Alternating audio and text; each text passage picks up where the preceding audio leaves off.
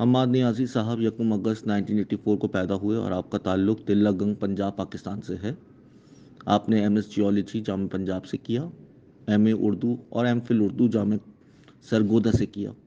تعلیمی زندگی کے دوران نصابی سرگرمیوں میں سرگرم رہے۔ جامعہ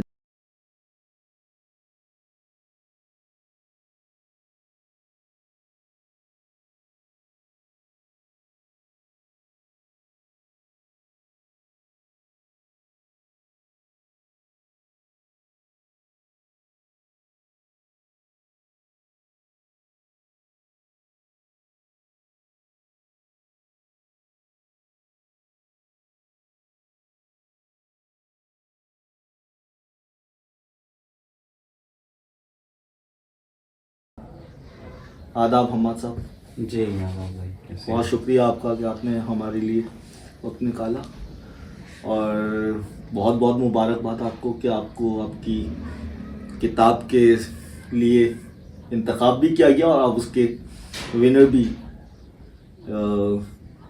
انتخاب کیے گئے۔ جی بہت شکریہ۔ سب سے پہلے آپ مجھے یہ بتائیے کہ آپ نے انجینئرنگ نہیں چوز کی، ڈاکٹری نہیں چوز کی، ایک بہت ہی نان کنونشنل ایرینا کے اندر آپ نے قدم رکھا، جس کے اندر اس سود و ضیاع کی دنیا کے اندر سوائے گھاٹے کے کچھ بھی نہیں ہے۔ تو اتنا کریجیس اسٹیپ آپ نے کیسے لیا؟ کیا وجوہات تھیں کہ آپ شاعری کی طرح اتنا اٹریکٹڈ آپ نے فیل کیا؟ پہلے تو بہت شکریہ جوہر صاحب، آپ نے اس قابل سمجھا کہ آپ کے ساتھ ایک مکالمے کی نشست ہو سکے۔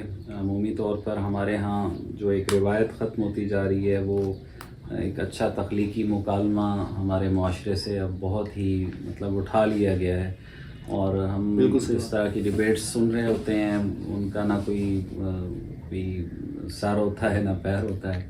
بہرحال امید ہے کہ یہ اچھی نشست ہوگی۔ آپ نے جو سوال کیا کہ بیسیکلی جو پروفیشن کے حوالے سے، تو میں آپ کے نالج میں یہ لانا چاہتا ہوں کہ میں بیسیکلی جیولوجسٹ بھی ہوں۔ میں پہلے جو ہے وہ میں نے بی ایس کیا، پھر ایم ایس کیا میں نے اسپیشلائزیشن میں ارتھ سائنسز میں، جیولوجی میں، اور اس کے بعد پھر جو ہے میں نے شفٹ کی اپنی فیلڈ اردو لٹریچر کی طرف، اور وہ میرا پیشن تھا جس کی وجہ سے میں نے یہ سب کچھ کیا۔ یہ سوال بہت ہی لوگ پوچھتے بھی ہیں کہ عمومی طور پر ہماری سوسائٹی کے اندر اس طرح سائنس فیلڈ سے شفٹ کر کے آپ اس طرح آرٹس کی طرف جانا یا لٹریچر کی طرف جانا، یہ وہ جو آپ بات کر رہے تھے کہ ضیاع کا جو ہے وہ سودا سمجھا جاتا ہے، لیکن میں نے یہ اسٹیپ لیا اور الحمدللہ میں بہت مطمئن ہوں۔ اور اس اسٹیپ لینے میں میرے والد صاحب، اللہ انہیں غریق رحمت کرے، انہوں نے مجھے بہت ہمت دی، ورنہ عمومی طور پر ہوتا ہے کہ والدین نے ایک آپ پہ پیسہ لگایا ہوتا ہے آپ کی تعلیم کے لیے سارا مالی، تو وہ چیز اس طرح کا کوئی اسٹیپ لیا جائے تو اسے کوئی زیادہ اس کو انکریج نہیں کیا جاتا۔ تو لیکن میں نے وہ اسٹیپ لیا، اور ٹائم سے وہ اللہ نے کیا کہ میں نے وہ اسٹیپ لے لیا، میں پڑھا رہا ہوں، اور یہ خوش قسمتی ہوتی ہے کہ آپ کا رزق آپ کے پیشن کے ساتھ اگر منسلک ہو جائے تو میرے خیال میں آپ کو ساری زندگی وہ ایک جو کشمکش ہوتی ہے نا انسان کے اندر جو چلتی رہتی ہے، کاش میں نے یہ کر لیا ہوتا ہے تو میں آج بہتر زندگی گزار رہا ہوتا۔ سو آئی ایم سیٹسفائیڈ۔ آپ کو پتا ہے مرزا غالب کا ایک بہت خط کے اندر ان کا ایک جملہ ہے، انہوں نے کہا عیاشی اسی کو کہتے ہیں کہ جو آپ کا شغل ہے وہی آپ کا پیشہ بن جائے۔ جی ایسا ہی ہے، وہی بات جو میں کہہ رہا تھا کہ آپ کا جو ایک پیشن ہے وہ اگر وہی رزق کی صورتحال کے ساتھ میچ ہو جاتا ہے تو میرے خیال میں یہ خوش قسمتی ہے۔ اور بڑی خوش قسمتی کی بات ہے کہ آپ تدریس سے بھی وابستہ ہیں۔ جی آپ کے اسٹوڈنٹس کے لیے بڑی خوشخبری ہے اور بڑے فارچونیٹ ہیں وہ۔ نہیں بس یہ تو خیر ایک سلسلہ چل رہا ہے، مجھے لازمی بات ہے وہ جو چیز آپ کا پیشن ہوتی ہے اس کو آگے اس کو نئی نسل تک پہنچانے میں آپ کو اپنی ایک سیٹسفیکشن، انٹرنل جو سیٹسفیکشن ہوتی ہے وہ بھی رہتی ہے، تو مجھے لطف آتا ہے لٹریچر پڑھاتے ہوئے بھی۔ واہ! تو کیسے اسٹوڈنٹس آپ کیا دیکھ رہے ہیں؟ کچھ رمق ہوتی ہے ان بچوں میں، کچھ اسپارک ہوتا ہے آپ کی؟ دیکھیں جوہر صاحب، اگر لٹریچر سے حوالے خاص طور پر مجموعی طور پر بات کی جائے ہمارے ایجوکیشن سسٹم کی، تو اس میں تو بہت سارے فلاز ہیں. ہمارا ابھی تک جو طلباء کو آپ کہہ لیں کہ ایک تجربہ گاہ بنا دیا گیا ہے. ہر دوسرے سال پالیسی آپ کی تبدیل ہو جاتی ہے اور وہ تجربے ہو رہے ہیں ان کے اوپر.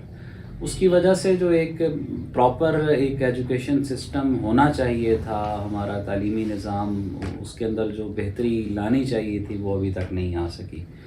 اور میں یونیورسٹی میں بھی پڑھا رہا ہوں، کالج میں بھی، تو ایک ہوتا ہے کہ آپ کا نوجوان نسل کے ساتھ انٹریکشن جو ہے وہ رہتا ہے. تو جب تک آپ بچوں کو ان کی بیس سے یعنی ایک تیار نہیں کرتے ہیں، آپ وہ کریم نہیں پرووائڈ کر سکتے آپ یونیورسٹیز کے اندر. ہمارا جو یعنی جو لوور ایجوکیشن سسٹم ہے، جیسے مطلب ابتدا کا ہم کہتے ہیں from nursery to matric level, اس یعنی دونوں حوالوں سے اگر یعنی گورنمنٹ کے جو انسٹیٹیوشنز ہیں یا پرائیویٹ انسٹیٹیوشنز ہیں، دونوں اپنی انتہاؤں پر موجود ہیں.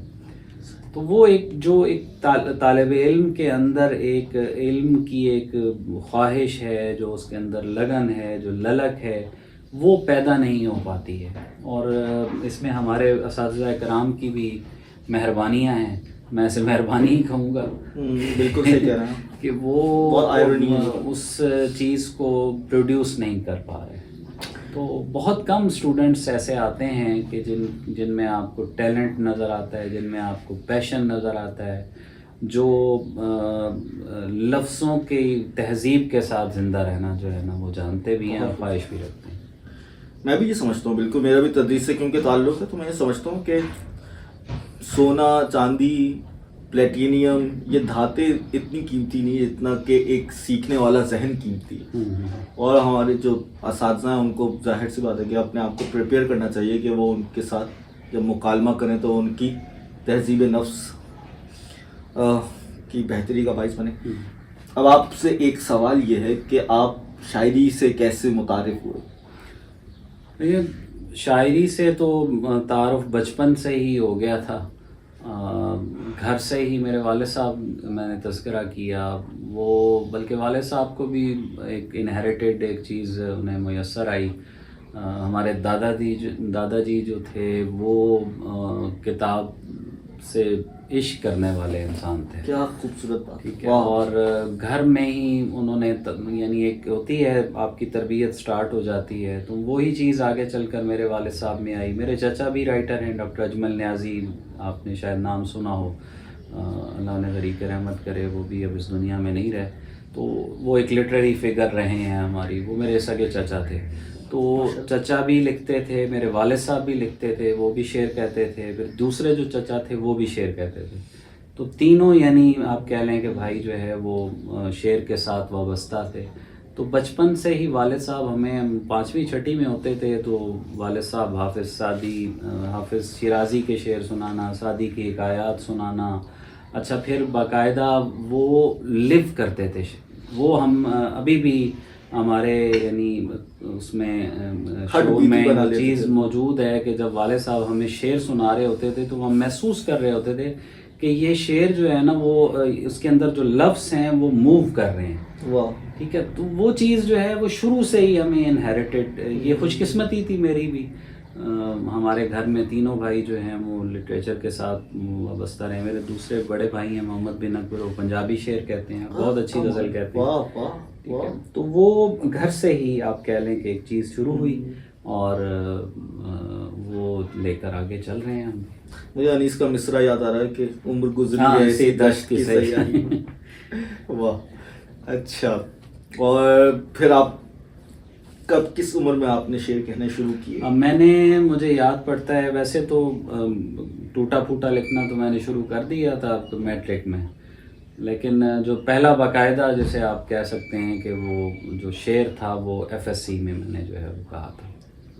تو اس کے بعد سے جو ہے وہ سلسلہ شروع ہوا. اور وہ اتفاق کی بات ہے کہ ایک چیز آہنگ آپ کے اندر جو ہے انٹرنل وہ موجود ہوتا ہے، تو آپ آگے چل سکتے ہیں، کیونکہ زبردستی نہ تو آپ شاعر بن سکتے ہیں. مطلب یہ تربیت اور یہ چیزیں آبویسلی میٹر ضرور کرتی ہیں، آپ کو پالش کرتی ہیں، لیکن اگر آپ جسے کریٹیوٹی جو نیچرل ہوتی ہے تو آپ آگے چل کر اس کو ایز اے رائٹر لے کے چل سکتے ہیں. ورنہ پھر جو ہے وہ آپ کو بے شمار لوگ ایسے مل جائیں گے کہ جو زبردستی آپ ان کو بنانا چاہیں تو بنا دیں. کون سے ایسے شعراء تھے یا نثر نگار یا ایسے آرٹسٹ جنہوں نے آپ کو انسپائر کیا؟ اور دیکھیں یہ بہت لمبی لسٹ ہے. اگر ہم اس کو دیکھتے ہیں اساتذہ کے حوالے سے، مطلب پرانی کلاسیک سی اس سے ہم شروع کریں تو میر آبویسلی میرے پسندیدہ جو ہیں وہ رہے ہیں ہمیشہ سے. غالب کی اپنی جگہ پر وہ رہی، مطلب استفادہ جو ایک ہوتا ہے آپ کا فکری استفادہ وہ تو چل رہا ہے، لیکن میر کو میں ان جتنے کلاسک ہیں ان میں سب سے ہائر رینک کرتا ہوں. یہ پسند ناپسند ہر انسان کی ہوتی ہے، اس سے قطعاً یہ مراد نہیں ہے کہ باقی چھوٹے ہیں یا بالکل جو ہے. تو میر صاحب کیونکہ مجھے وہ لگتا ہے کہ وہ احساس کی سطح پر آپ کے ساتھ مکالمہ کرتا ہے، اور احساس کی سطح پر مکالمہ کرنے والے مطلب رائٹرز میں سمجھتا ہوں کہ وہ ہائر رینک مجھے محسوس ہوتا ہے. بالکل. اس کے بعد پھر آپ آگے آتے ہیں تو 20ویں صدی میں جو لوگ رہے ہیں ان میں میرے پسندیدہ لوگوں میں ثروت حسین ہیں، افضال احمد سید ہیں، اس کے علاوہ احمد مشتاق ہیں، ناصر کاظمی صاحب ہیں. تو یہ لوگ اس جنریشن میں آپ کہیں گے تو میرے بہت پسندیدہ. باقی بھی رہے ہیں، محمد اظہار الحق صاحب ہیں. اگر نثری نظم کے حوالے سے ہم بات کریں گے تو ذیشان ساحل ہیں، ٹھیک ہے، سعید الدین صاحب ہیں، افضال احمد سید ہیں، عذرا عباس ہیں، انور حسین رائے ہیں،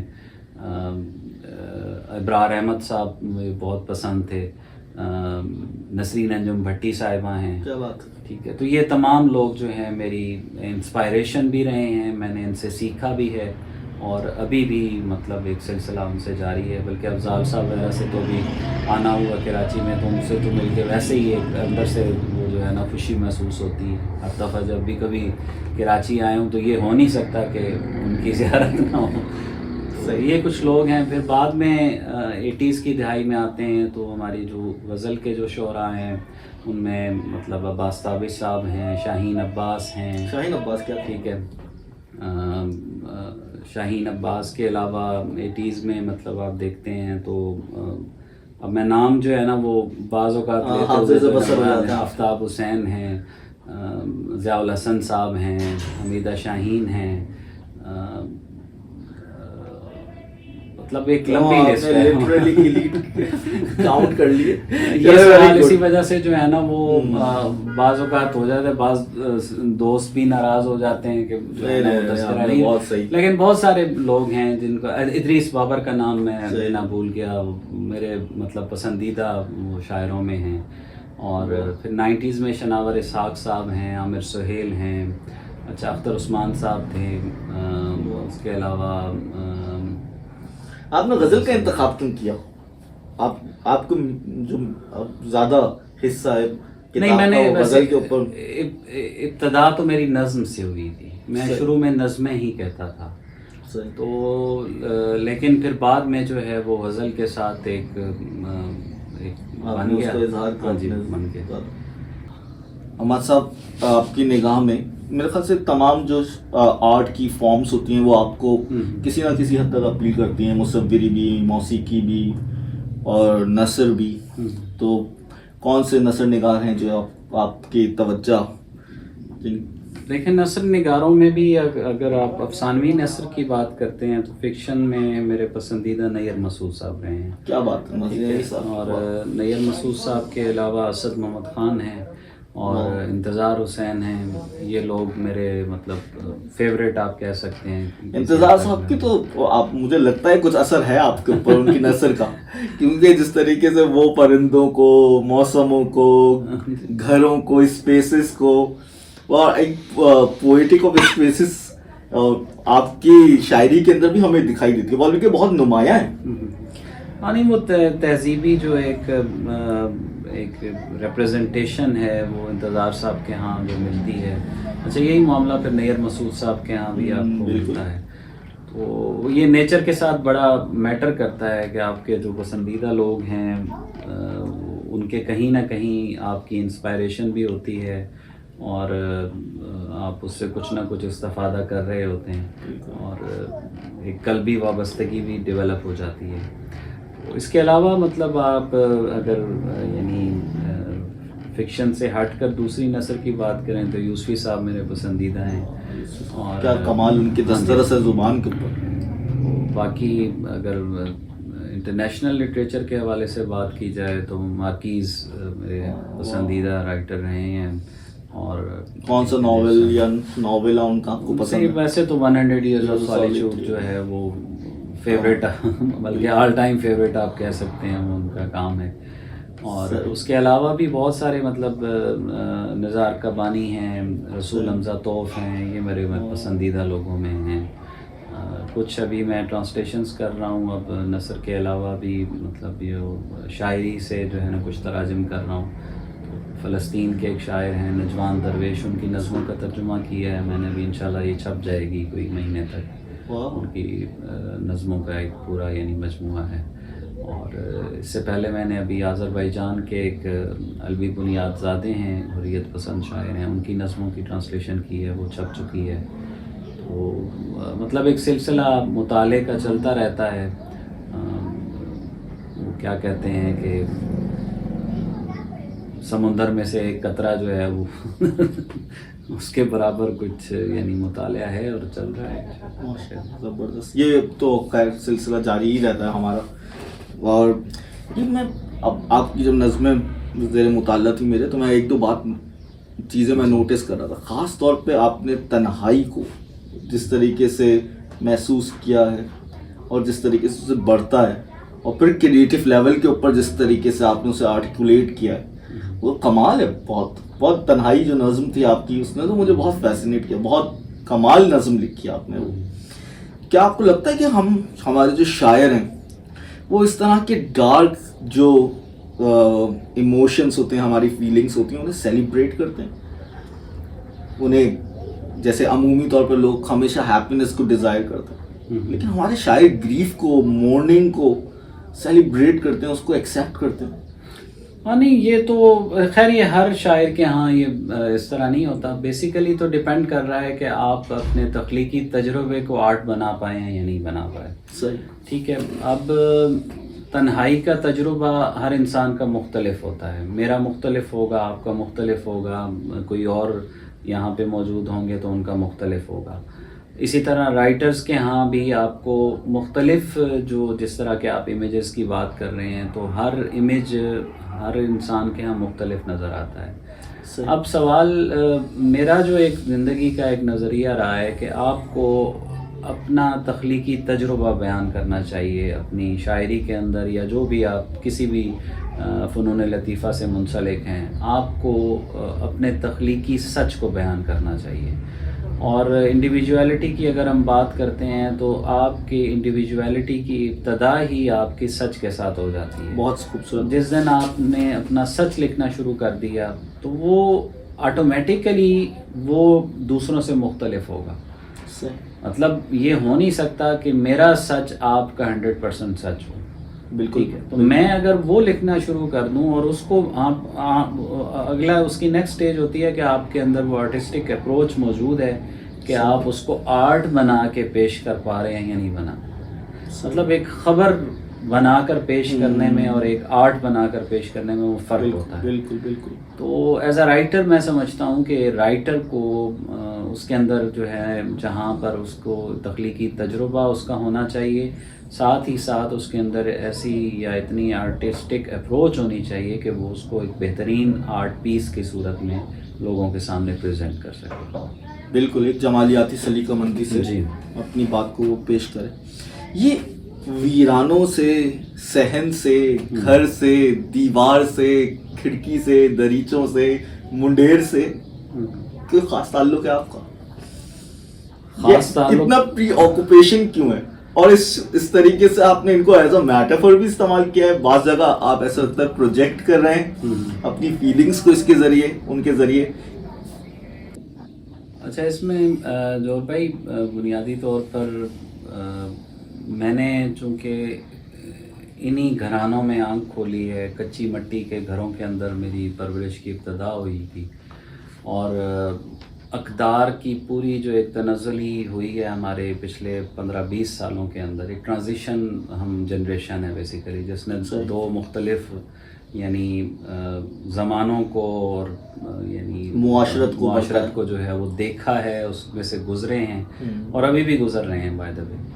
تو وہ چیز میں چونکہ ایک بالکل اپنی مٹی کے ساتھ جڑت رکھنے والا انسان ہوں، میں شہر میں آ کر لاہور میں مطلب کافی عرصے سے میں رہ بھی رہا ہوں، تو وہ جو ایک صنعتی زندگی کا جو ایک جبر ہے جو میرے ایسے انسان پر جو ہے وہ طاری کر دیا جاتا ہے، تو وہ چیز میں اس چیز کو بہت زیادہ ایک حساس انسان ہونے کی وجہ سے شاید میں بہت زیادہ فیل کرتا ہوں. اور یہی چیز میں نے پھر اپنی وہی جو بات میں کر رہا تھا کہ میری کوشش یہی ہے کہ میرا جو تخلیقی سچ ہے میں اس کو بیان کروں. صحیح. تو میں نے مطلب اپنی زندگی میں بہت ساری چیزوں کو، جیسے آپ سیلیبریٹ کرنے کی بات کر رہے تھے، تو میں ان لمحوں کو سیلیبریٹ کرتا ہوں، ٹھیک ہے، جو میں نے اپنے بچپن میں گزاری ہیں، جو میں نے اپنی تہذیبی زندگی کے جو یادگار میرے لمحے تھے جو میں نے کچے گھروں کے اندر گزارے، وہ میرے لیے سورس آف انسپائریشن بھی ہیں، وہ میرے لیے پاور بھی ہیں، وہ میرے لیے تخلیقی یعنی انبساط کا، خوشی کا، مسرت کا باعث بھی بنتے ہیں اور غم کا بھی باعث بنتے ہیں. یہ دونوں فیلنگز کو جو ہے نا میں سیلیبریٹ کرتا ہوں. مجھے آج بھی جو ہے وہ مطلب یہ شاید میں نے پہلے بھی ایک کسی گفتگو میں بات کی تھی کہ انسان کے لیے آج کل عیش و عشرت کی زندگی میں بہت ساری ایسی چیزیں ہوتی ہیں جو اسے فیسینیٹ کرتی ہیں. مجھے اپنے باپ کے بالوں کی یعنی جو سینے کے اس کے بالوں کی ایک مہک تھی وہ ابھی بھی میں محسوس کرتا ہوں. I can feel it. ٹھیک ہے، میں اپنی ماں کے بوسوں کو، اسی نمس کو جو ہے وہ جہاں بھی میں جاتا ہوں میں اس کو فیل کرتا ہوں. ٹھیک ہے، تو وہ چیز ایک تعلق میٹر کرتا ہے کہ آپ کا انٹرنل کسی چیز کے ساتھ، کسی جذبے کے ساتھ، کسی رشتے کے ساتھ جو ایک آپ کی انٹرنل آپ کہہ لیں کہ وہ جو تعلق بنتا ہے وہ آپ سے سارا کچھ آپ تخلیق کی صورت میں برآمد کرا سکتا ہے. تو وہ لکھا ہے، باقی اب یہ تو قاری کا کام ہے، اس کو جس طرح دیکھے، اس کو جیسے پڑھنا چاہے، اس میں سے جو اس کی جہات نکالنا چاہے. ایک خاص بات اور بھی میں نے محسوس کیا آپ کے پورے ٹیکسٹ کے اندر کہ ایک سینس آف اسپریچویلٹی بھی ہے جو پورے ایک زیری لہر جس کی پورے ٹیکسٹ کے اندر بہہ رہی ہے. یعنی ایون کہ جو آپ نے اپنے محبوب کا جہاں تذکرہ کیا وہاں پہ بھی صحیفہ صحیفہ روح آپ نے اس کے لیے اصطلاح استعمال کی، اس کے لیے جو یہ کیا وجہ ہے؟ کیا آپ کا، اور خاص طور پہ آپ کا نیچر کے ساتھ بھی ایک بہت گہرا تعلق دکھائی دیتا ہے، لہلہات فصلیں، یہ سب کس طریقے سے دیکھتے ہیں آپ اپنے اسپریچول ریلیشن شپ کو؟ دیکھیے وہی یہ جو ابھی بات ہم اس سے پہلے کر رہے تھے کہ وہ جو ایک پوری تہذیب کے ساتھ ایک تعلق رہا ہے، وہ تہذیبی تعلق مجھے مجبور کرتا ہے کہ میں ان چیزوں کو اسی طریقے سے ہی بیان کروں. ایک پاکیزگی کی فضا، ایک آپ کہہ لیں کہ وہ جو اسپریچویلٹی کی اس کو آپ نام دیں، اسے آپ روحانیت کی جو بھی جہت کہہ دیں، وہ چیزیں ہم نے اپنی زندگی میں گزاری ہیں، ان چیزوں کو فیل کیا ہے، ابھی بھی فیل کرتے ہیں. تو ان چیزوں کا بیان اب میں اگر ایک تصنع کے ساتھ یا ایک جو ہمارے آج کل کے نئے ٹرینڈز ہیں، بہت سارے نئے ٹرینڈز آ چکے ہیں، فیشن کے طور پر اڈاپٹ بھی کیے جاتے ہیں، بعض اوقات ایک ٹرینڈنگ میں اس کی رو میں آنے کے لیے کیے جاتے ہیں. میرا اس طرف جو ہے نا وہ شاید دھیان نہیں جاتا بھی نہیں ہے اور شاید میری نیچر بھی نہیں ہے، میں اس کے ساتھ چل نہیں پاتا. تو میرا جو ایک وہ جو پوری ایک فضا، جس فضا کے اندر میری ایک تربیت بھی ہوئی ہے، ایک پرورش بھی پائی ہے، میں اسی میں ہی رہنا چاہتا ہوں، اسی میں مرنا چاہتا ہوں. صحیح. ٹھیک ہے، تو وہ لفظوں کے اندر بھی آئے گا، وہ میرے میٹافرز بھی اسی طرح کے ہی آپ کو ملیں گے. تو میں اسی کے ساتھ ہی جو ہے نا اپنی ایک تخلیقیت جو ہے وہ بسر کرتا ہوں. بالکل، بہت زبردست بات ہے. یہ بتائیے کہ آپ نے ابھی تھوڑی دیر پہلے ٹرانزیشن کا تذکرہ کیا، تو آپ کو لگتا ہے کہ یہ جو صنعتی دور ہے اور جو ہماری اکانومی ہے، کیپٹل سسٹم، کیپٹلزم، یہ اکنامک اسٹرکچر جو ہے یہ ہمارے ایلینیٹ کر رہا ہے، ہمیں خود ہماری تخلیقی اور ہمارے روحانی جو ماخذ ہیں ان سے ہمیں محروم کر رہا ہے؟ یہ تو کیٹیگوریکلی جو ہے وہ میں اس چیز کو پہلے بھی دوستوں سے بھی اس کو ڈسکس کرتا رہتا ہوں، اور میری کتاب جو دعاؤں برے دالان میں آپ کو ملے گی، ایک ریزسٹنس آپ کو نظر آئے گی. بالکل بالکل ٹھیک ہے. ایک ہماری جو ایک پوسٹ ماڈرن عہد نے جو چیزیں ہمیں اڈاپٹ کرنے پر مجبور کیا ہے، اور وہ زبردستی مجبور کیا ہے، تو وہ چیزیں دیکھیں، کوئی بھی چیز جبر کے ذریعے یا آپ کو مجبور کر کے اڈاپٹ کروائی جاتی ہیں، اس کے نتائج جو ہیں وہ آپ کی سوسائٹی کے اندر وہ اسی طرح کے ہی آتے ہیں جس طرح آپ ابھی دیکھ رہے ہیں.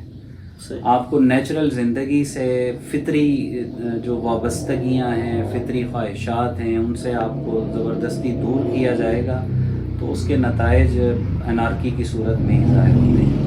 پھر ایک جو سب سے زیادہ مجھے چیز فیل ہوتی ہے کہ ہماری سوسائٹی اس وقت یعنی آپ کہہ لیں تشکیلی حقیقتوں کا منبع بن چکی ہے. صحیح. اب آپ خاص طور پہ جو ہائپر ریئلٹی میڈیا کے ذریعے بہت ہی سپرفیشل میڈیا ڈریون ہمارا کلچر ہوتا جا رہا ہے. یہ بڑی حیرت انگیز ہر جگہ وہ جو ایک خالص پن ہوتا تھا چیزوں کے اندر، باتوں کے اندر، جذبوں کے اندر، وہ ساری کی ساری چیزیں اب وہ ایک ہائپر ریئل ورلڈ میں وہ ایک ملغوبہ سا آپ کا بن گیا ہے.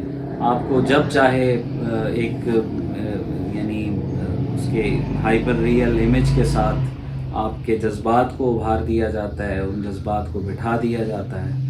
تو یہ ایک ایسا دور ہے. اب اس میں بہت کم ایسے لوگ آپ کو ملیں گے جو اس سے ریزسٹنس کرتے ہوئے پائے جائیں گے. اور میں بھی ایک ادنا سا ایک انسان ہوں جو میں سمجھتا ہوں کہ ہمیں بہرحال اپنی اوریجنل لائف کی طرف واپس جانا چاہیے، اور ایٹ دا اینڈ ہمیں جانا پڑے گا. بالکل. یہ صرف ہماری سوسائٹی کے اندر نہیں، آپ ویسٹ کا بھی اگر مطالعہ کر لیں تو وہاں پر جہاں سے ان چیزوں کی ابتدا ہوئی ہے، دے آر گوئنگ بیک، وہ واپس جا رہے ہیں. کتاب کے ساتھ جو تعلق ہم سمجھتے ہیں کہ اب یہاں پر ہماری سوسائٹی کے اندر بہت زیادہ زوال کا شکار ہے، ادھر جائیں گے تو وہ کتاب کا تعلق نہ صرف قائم ہے بلکہ وہ دوبارہ سے یعنی بلندی کی طرف جا رہا ہے. ایک سرج آیا ریڈنگ موجود ہے. تو اس کی وجہ یہی ہے کہ آپ کو بہرحال اپنے نیچرل اس رو کے ساتھ بہنا پڑتا ہے. آپ کب تک اپنے آپ کو ایک اپوزٹ وے میں لے کر چلتے رہیں گے؟ صحیح. آپ سمجھتے ہیں کہ شاعری کی کوئی اخلاق کی ذمہ داری ہے کہ وہ انسانوں کو اور اپنے قاری کو ایک سماجی شعور دے، ایک اخلاقی شعور دے؟ دیکھیں، یہ اب ہر انسان کا مختلف ایک نظریہ ہے اس حوالے سے.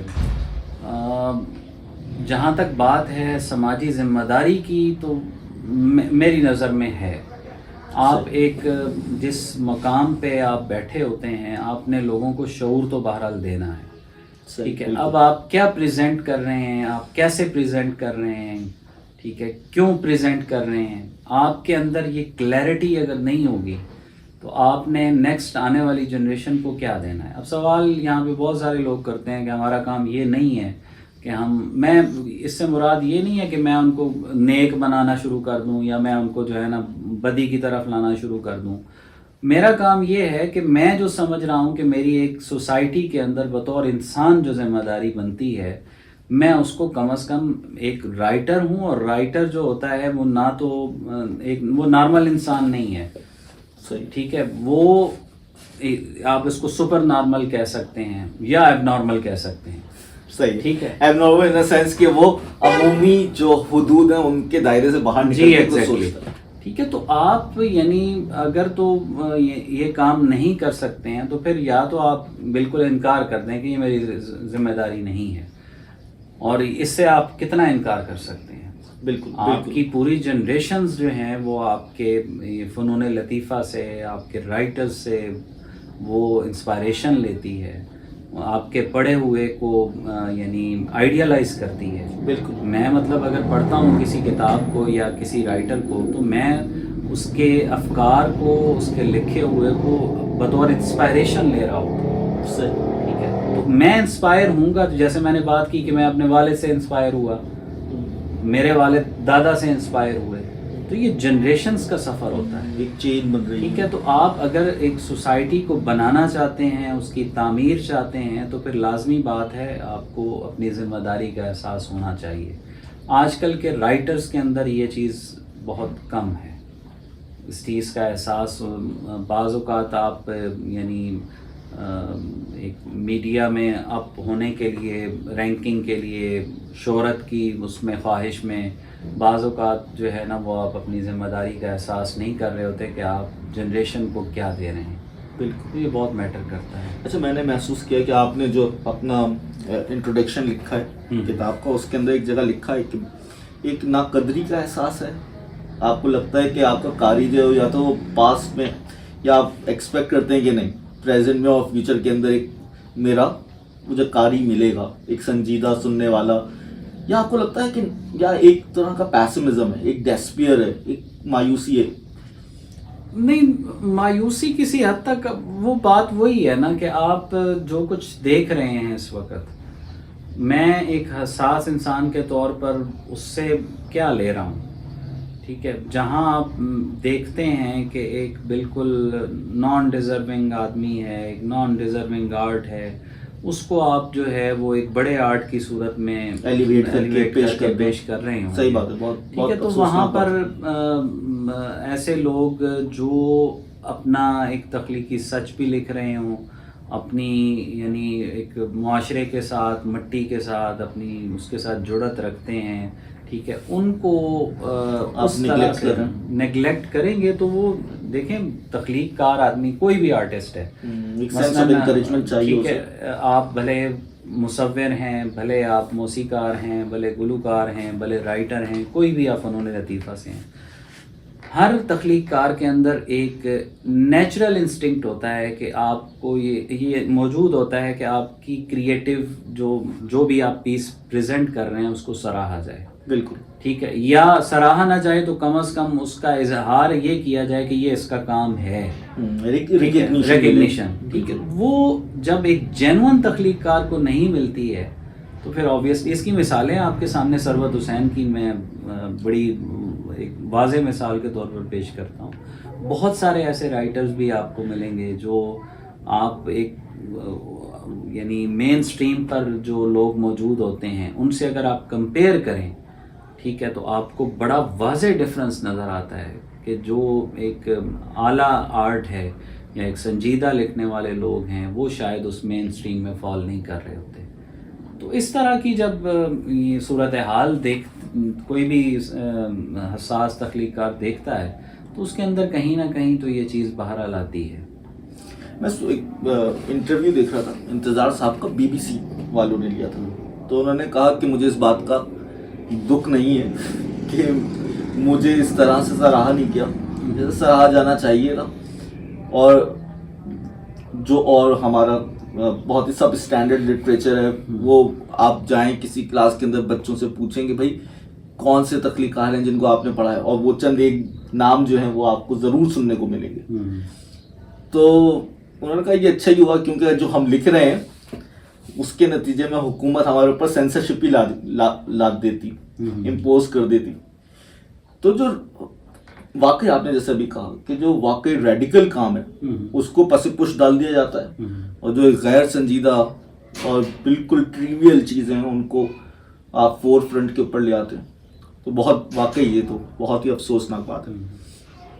ابھی آپ کو فیسٹیول کے اندر KLF کے اندر کراچی لٹریچر فیسٹیول میں آپ کو ایوارڈ ملا، آپ کو خوشی ہوئی کیا؟ ایک پذیرائی ہوئی، اپریشیٹ کیا گیا؟ خوشی تو ہوتی ہے. دیکھیں میں نے اپنی اکثر ہم دوست یہ بات کر رہے ہوتے ہیں کہ اپنے جوبن کے دنوں کو آپ نے جس چیز پر یعنی قربان کیا ہو تو اس چیز کا آپ کو کہیں اگر کوئی رزلٹ مل رہا ہو تو خوشی تو بہرحال ہوتی ہے. یہ تقریباً مجھے 21 سال ہو گئے ہیں شعر کہتے ہوئے. بڑا یہ 21 سال کے بعد اس سال کتاب میری آئی تھی 2023 میں. تو وہ جو سفر ایک گزرا ہے، ٹھیک ہے، وہ اس سفر کا اگر آپ کو پھل کسی صورت میں 4 اچھے لوگوں کے اندر اس کو پسند کیا گیا ہے تو اوبیسلی یہ میرے لیے خوشی کی بات ہے. اور پھر وہی بات آ جاتی ہے کہ میری اس خوشی میں وہ شاید وہ خوشی شامل ہے جو میں بات کر رہا تھا کہ میرے شاید والد اس خوشی کو زیادہ سیلیبریٹ کر رہا ہوگا اپنے قبر کے اندر بیٹھا، کہ وہ مجھے اندر سے فیلنگ ہوتی ہے کہ وہ ابھی بھی میرے ساتھ ہیں، وہ اس کامیابی کو سیلیبریٹ کر رہے ہیں. تو وہ جو ایک تعلق ہے، وہ جو ایک ریلیشن ہے، وہ میں اپنے اندر بہت اسٹرانگ فیل کرتا ہوں. حماسہ میں چاہتا ہوں کہ آپ اپنی ایک نظم اور ایک غزل اپنی پیش کریں. جی. اور یہ میں چاہتا ہوں کہ یہ کتاب بھی آپ سب کو پتہ چلے. دعاؤں بھرے دالان عمار نیازی صاحب کی یہ کتاب ہے، اور اس کتاب کو KLF کے اندر کل ہی ایوارڈ ملا ہے. صحیح 3 لوگ اور بھی 2 اور حضرات بھی ان کے ساتھ شامل تھے، لیکن ان کی کتاب کو ایوارڈ ملا ہے. اور میں چاہتا ہوں تنہائی اگر آپ جی میں پیش کر دیں، وہ مجھے جی.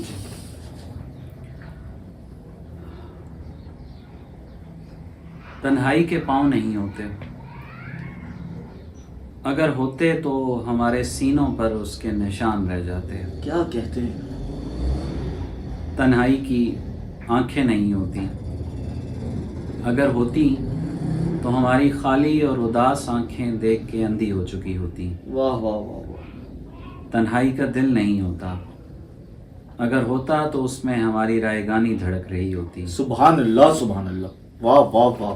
تنہائی کی زبان نہیں ہوتی، اگر ہوتی تو ہمارے انکہے لفظ دیواروں کو ازبر ہوتے. سبحان اللہ. تنہائی کے لب نہیں ہوتے، اگر ہوتے تو ہماری نس نس پہ اس کے بوسے سخت ہوتے. کیا کہنے. تنہائی کے ہاتھ نہیں ہوتے، اگر ہوتے تو ہر جگہ اس زمین پر اس کا نام لکھا ہوتا جو ہماری تنہائی میں کبھی نہیں آیا. کیا کہنے. واہ واہ. تنہائی کا جسم نہیں ہوتا، اگر ہوتا تو ہم اس سے اپنی ہوس پوری کر چکے ہوتے. کیا کہنے کیا کہنے کیا کہنے. اور ایک آپ اپنی پسندیدہ. جی. کولاج ایک اسی کتاب کے اندر وہ 5 ایک نظموں کا ہے، ایک پورشن ہے، تو اس میں سے ایک جو ہے نا وہ پریزنٹ میں کر دیتا ہوں. اماں دیجو نے وقت کی مدھانی سے نمکین لسی بنائی، واہ. اور محلہ عثمان آباد کے سارے بچے پیاس کے برتن لے آئے. اے ہائے سبحان اللہ سبحان. اماں امیر خاتون نے بڑھاپے کو سبز بیڑے کے ساتھ اپنے منہ میں رکھا اور اپنے تھانے دار بیٹے کی آخری سانس اپنی آنکھوں میں بھر لی. واہ. اماں حیاتاں اپنی 4 بیٹیوں کے خواب طاق میں رکھ کر مانوس انداز میں مسکرائی اور اس کی ہلکے بھری آنکھوں میں حسرت سمٹ آئی. کیا بات ہے کیا بات ہے. اماں بھری نے اپنے دوپٹے کی گانٹھ کھولی اور اپنی بچی کچھی عمر شوہر کی قبر پر رکھائی. اماں بی بی نے موٹی موٹی آنکھوں سے خاموش ہوتی ہوئی شام کو گھور کے دیکھا اور رات اس کے قدموں میں بچھ گئی.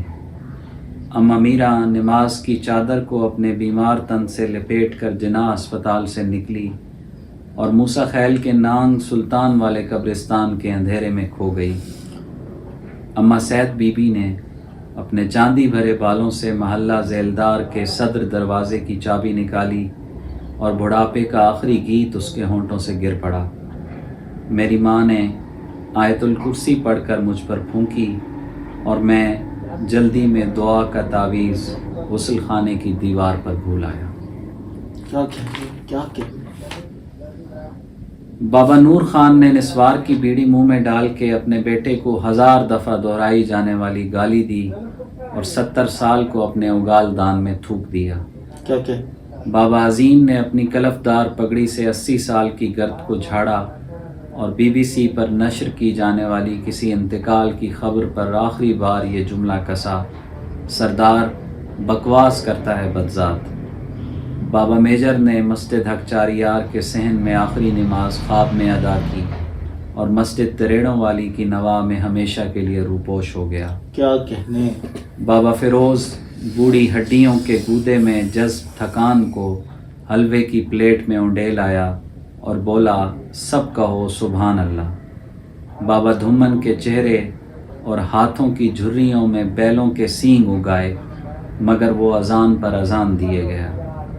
بابا سعد اللہ نے سگریٹ کے دھوئیں میں موت سے مصافحہ کیا اور برسوں کی اداسی لیے اپنی قبر میں لیٹ گیا۔ بابا حقداد نے زندگی کو غالب کا آخری شعر سنایا اور اس کی آنکھیں فراموش کردہ نظم بن گئیں۔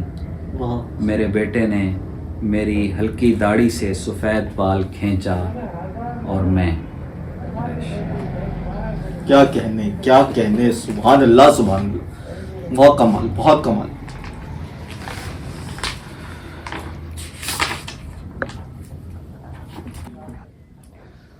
غزل کے چند اشعار پیش کر دیتا ہوں۔ کتنے برس سے دیکھ رہا ہوں خواب کوئی بیداری میں، واہ واہ، خواب کوئی بیداری میں، واہ۔ کتنے برس سے دیکھ رہا ہوں خواب کوئی بیداری میں، نیند کے برتن ٹوٹ گئے ہیں آنکھوں کی الماری میں۔ کیا کہنے۔ بوسے لیتی پیشانی تھی ویرانی کا رزق بنی، کیا کہنے۔ بوسے لیتی پیشانی تھی ویرانی کا رزق بنی، زنگ لگا آوازوں کو اور زہر ملا ترکاری میں۔ کیا کہنے۔ ایک بدن کی خاموشی نے دل میں شور کی گرد بھری، واہ۔ ایک بدن کی خاموشی نے دل میں شور کی گرد بھری، تاریکی کی آیت پڑھ کر وصل کیا بیزاری میں۔ کیا کہنے۔ کون کہاں کب کیسے بچھڑا کس کو کیا بتلاتے ہم، واہ۔ کون کہاں کب کیسے بچھڑا کس کو کیا بتلاتے ہم، واہ واہ واہ، ہم نے اپنی عمر بتا دی دل کی تابے داری میں۔ بہت خوب، بہت خوب، واہ ہم نے واہ۔ اپنی عمر بتا دی دل کی تابے داری میں، کیا کہنے۔ گریے کی تہذیب میں ہم نے سانسوں کا تاوان بھرا، واہ واہ۔ گریے کی تہذیب میں ہم نے سانسوں کا تاوان بھرا، اور پھر خاک ہوئے ہم خود سے ملنے کی تیاری میں۔ واہ واہ واہ واہ واہ۔ اور پھر خاک ہوئے ہم خود سے ملنے کی تیاری میں، درگاہوں کی مٹی پھانکی سینہ ریگستان کیا۔ کیا بات۔ درگاہوں کی مٹی پھانکی سینہ ریگستان کیا، خالی پن کو حفظ کیا ہم نے تیری دلداری میں۔ کیا کہنے، خالی پن کو حفظ کیا، کیا خالی کہنے، پن کیا کو کہنے۔ حفظ کیا ہم نے تیری دلداری میں۔ کیا کہنے۔ بھائی ہم لا یعنی سطریں کون ہمارا کاری ہو، کیا کہنے۔ بھائی ہم لا یعنی سطریں کون ہمارا کاری ہو، ہم لمحے بیکار گھڑی کے بسر ہوئے لاچاری میں۔ کیا کہنے، سبحان ہم اللہ۔ لمحے بیکار گھڑی کے بسر ہوئے لاچاری میں، کتنے برس سے دیکھ رہا ہوں خواب کوئی بیداری میں، نیند کے برتن ٹوٹ گئے ہیں آنکھوں کی الماری میں۔ بہت شکریہ، بہت شکریہ، بہت نوازش۔ بہت شکریہ۔